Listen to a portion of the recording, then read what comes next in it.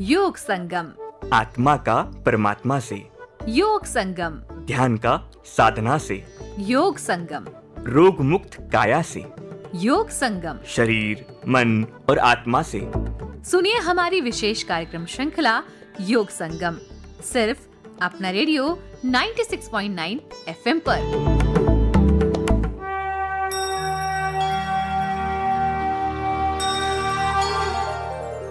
योग संगम कार्यक्रम में आप सभी का स्वागत है। आप सुन रहे हैं अपना रेडियो 96.9 FM में हमारी खास प्रस्तुति। मैं हूं कविता शर्मा। दोस्तों, आज से हम शुरू कर रहे हैं अपना रेडियो 96.9 FM पर योग और उससे होने वाले लाभ पर एक विशेष योग कार्यक्रम श्रृंखला योग संगम। योग आध्यात्मिक, शारीरिक और मानसिक प्रकारों का एक समूह है जिसकी उत्पत्ति प्राचीन भारत में हुई थी। योग का शाब्दिक अर्थ है जोड़ना। योग शारीरिक व्यायाम, शारीरिक मुद्रा, ध्यान, सांस लेने की तकनीक और व्यायाम को जोड़ता है। इस शब्द का अर्थ ही योग या भौतिक का स्वयं के भीतर अध्यात्म के साथ मिलन है। भारत ने दुनिया भर में योग का प्रचार प्रसार किया, अंतर्राष्ट्रीय स्तर पर योग को खास पहचान दिलाई है।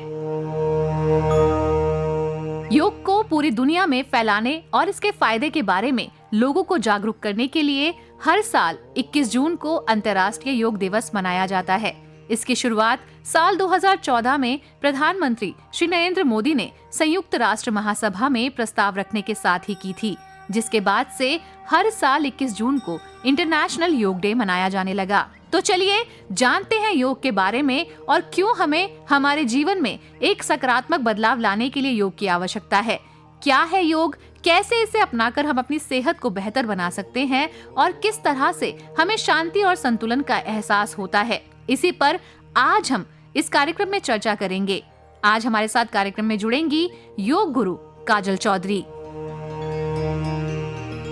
बहुत बहुत आभार कविता जी, आपको भी और आपके सभी श्रोताओं को भी। योग के लिए बड़ी बड़ी हम परिभाषाएं लेते हैं, लेकिन सामान्य भाषा में अगर आप गीता में देखें तो भगवान कृष्ण ने गीता के सभी अध्यायों को योग से जोड़ा है। कर्म योग, राज योग, ज्ञान योग, मतलब सब कुछ उन्होंने योग से जोड़ा है। और एक परिभाषा दी है, योगः कर्मसु कौशलम, यानी जिस भी काम को पूरे मन से करते हो वो योग की श्रेणी में आ जाता है। अब हम यहाँ तो बात कर रहे हैं योग जिससे कि हमारे शारीरिक, मानसिक और आध्यात्मिक क्षेत्र में हमारी उन्नति हो, हमारा स्वास्थ्य हो। तो उसके लिए मेरे लिए इतना ही कहूंगी कि अगर आप स्वास्थ्य को पूरी तरह से पाना चाहते हो तो योग के माध्यम से हो सकता है। तो अस्वस्थता से स्वस्थता की तरफ बढ़ना ही योग कहलाएगा, अगर इस मायने में हम देखते हैं तो। और साथ में हम कहेंगे कि शिव और शक्ति का समन्वय, ये भी योग के नाम से कहा जाता है। तो हमारे ही शरीर को, हमारा शरीर जो है वो शव के समान है और उसमें जो शक्ति का संचार है और किस तरीके से उसे हम पूरी तरह से शिव के साथ मिलन करके एक पूरा जीवन जी सकते हैं, वो भी योग के द्वारा ही किया जा सकता है। तो योग अपने आप में बहुत खास है। ये केवल व्यायाम नहीं, कोई सिर्फ और सिर्फ ध्यान भी नहीं, ये एक मुक्ति का साधन है। तो योग तो बहुत बड़ी चीज है। आप इसको किस तरह से जोड़ना चाहते हैं, ये बड़ी बात है। आपके पास खजाना है, आप जो चाहें वो उससे प्राप्त कर सकते हैं। और जब हम योग संगम की बात करते हैं तो योग संगम में हमारा आत्मा के साथ परमात्मा का संगम है, हमारा निरोगी काया के साथ संगम है। तो ऐसे में कैसे करें शुरुआत? सबसे पहले तो जानना है कि हमें चाहिए क्या योग से। ठीक है, अगर हमें सिर्फ स्वास्थ्य चाहिए, निरोगी बनना है, तो एक सिर्फ आसन करने से नहीं होगा। अष्टांग योग आपने सुना होगा, बाकी लोगों को भी, मैं जितने भी श्रोता हैं उन सभी को बताना चाहूंगी कि योग एक ऐसी चीज है जिसको 8 अंगों में बांटा गया। यम यानी सोशल, आप कैसे साफ सफाई, सोशल में आपको कैसे रह सकते हो, जिसमें अहिंसा आ जाता है। सत्य, अस्तेय, अस्तेय मतलब चोरी ना करना। ब्रह्मचर्य, अपरिग्रह, अपरिग्रह मतलब ज्यादा चीजों को इकट्ठा नहीं करना। तो यम से आप अपने आप को सोशल बैलेंस कर सकते हो।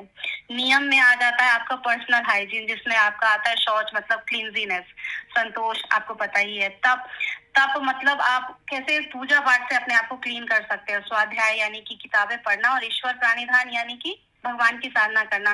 तो सबसे पहले जो 2 सीढ़ियां हैं, उन्हीं दो से आपको ईश्वर प्राप्ति का रास्ता बताते हैं ये लोग। तीसरा आसन, फिर प्राणायाम, और प्राणायाम के बाद प्रत्याहार आता है। प्रत्याहार यानी इंद्रियों पर कंट्रोल करना। फिर आपका आता है बहिरंग समाधि। प्राणायाम प्रत्याहार के बाद आपका आता है धारणा, यानी जो कंसंट्रेशन की हम बात कर रहे हैं आजकल, उसी को हम आजकल ध्यान समझ रहे हैं, लेकिन वो धारणा होता है। धारणा, फिर ध्यान और फिर समाधि।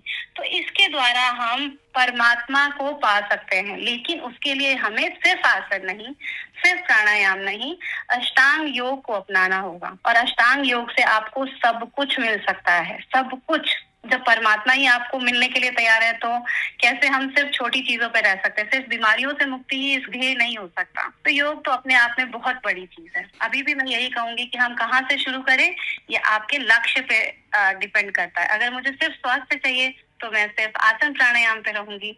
अगर बाकी और ध्यान और समाधि की तरफ बढ़ना है तो साधना है, ये साधना की शुरुआत उसी तरह से होनी चाहिए। हमने ये भी सुना है कि योग के अंदर कहा जाता है कि जैसा खाए अन्न वैसा रहे मन।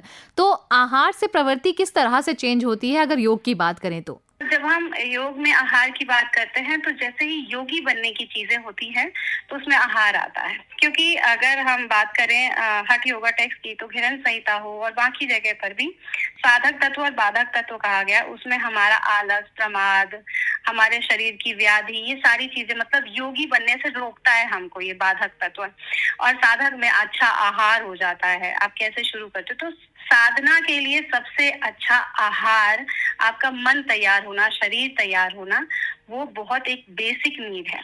तो योगी के लिए ऑब्वियसली फूड कैसा होना चाहिए, वो हमारे इवन हठ योगिक टेक्स्ट में है, गीता में है, भगवत गीता तक में उसका बताया गया है कि कैसे हमारा फूड होना चाहिए, सात्विक फूड कैसा होना चाहिए। तो जैसा खाएं अन्न, आप जैसे कहते हैं पैकेज फूड खाते हो और नॉनवेज खा रहे हो या मिर्च मसालेदार वाली सब्जियां खा रहे हो, तो आपके अंदर तमस, रजस, इस तरह से वृत्ति होगी।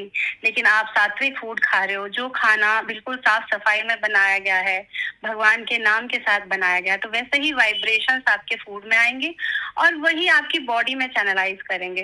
कैसे आप बाहर का खाना खाते हो तो आपका मन भारी हो जाता है, आपको सोने का मन करता है, नेगेटिविटी आती है।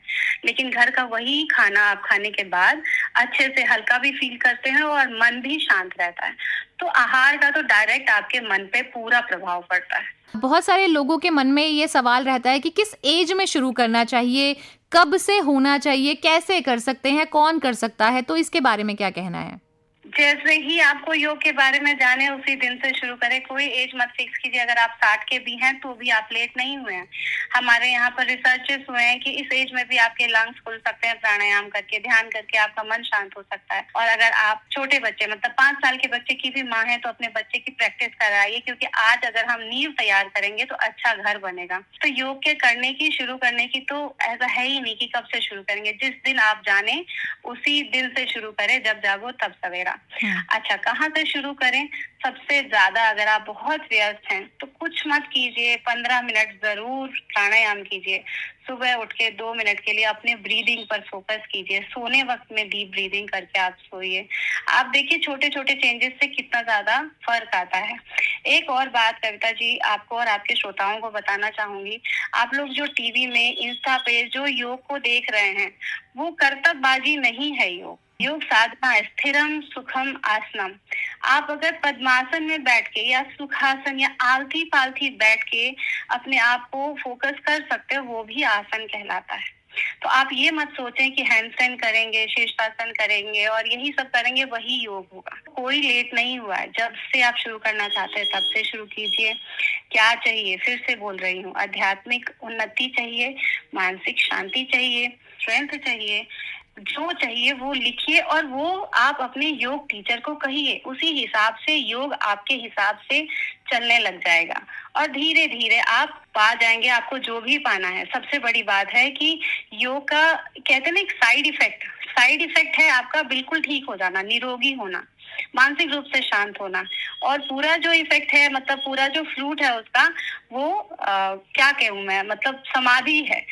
मतलब इतनी बड़ी चीज है योग कि आप जैसे ही शुरू करोगे आपके सेकंड डे थर्ड डे से आपको लगने लग जाएगा, यार आज तो मेरा मन बहुत खुश लग रहा है, मैं घर में शांत हूँ, उसी माहौल में जहाँ पर मैं उल्टा जवाब देती थी आज मैं एकदम स्माइल कर रही हूँ।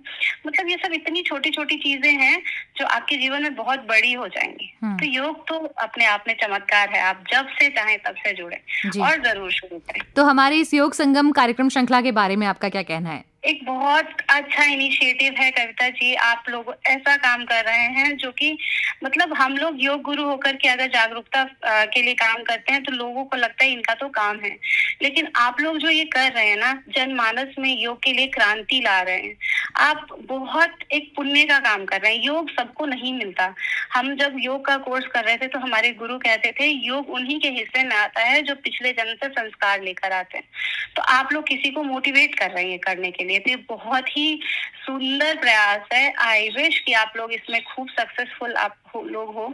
और योग डे तो आप लोगों को पता है कि अभी फिलहाल बहुत मतलब एक बहुत ऐसा समारोह हो गया, ऐसा फेस्टिवल हो गया है जो किसी रिलीजन के साथ नहीं जुड़ा हुआ, लेकिन सबसे बड़ा होता जा रहा है। तो ये सब आप लोगों के प्रयास के साथ ही हो रहा है, ऐसे नहीं हो सकता है। जी, बहुत बहुत धन्यवाद योग गुरु काजल हमारे साथ जुड़ने के लिए। आप सभी को, आपको भी कविता जी, आपकी पूरी टीम को, श्रोताओं, आप लोग योग से जरूर जुड़ें और उसका फायदा जरूर लें। बहुत बहुत आभार। तो दोस्तों, योग संगम कार्यक्रम श्रृंखला के इस अंक में इतना ही। आने वाले समय में इस कार्यक्रम श्रृंखला में आप अलग अलग विषय पर योग से जुड़ी हुई जानकारी प्राप्त कर सकेंगे।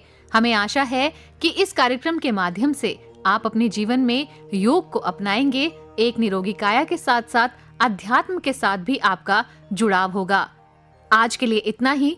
सुनते रहिए अपना रेडियो 96.9 FM। कविता शर्मा को दीजिए अनुमति। नमस्कार।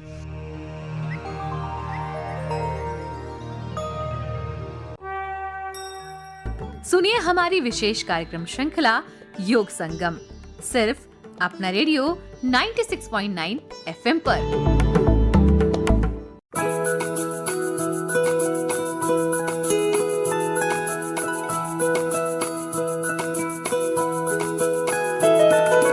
मेरी ख्वाहिशें, मेरे अरमान, मेरा बस यही सपना, जिंदगी में हर कोई समझे हम सफर मुझे अपना अपना, बस अपना।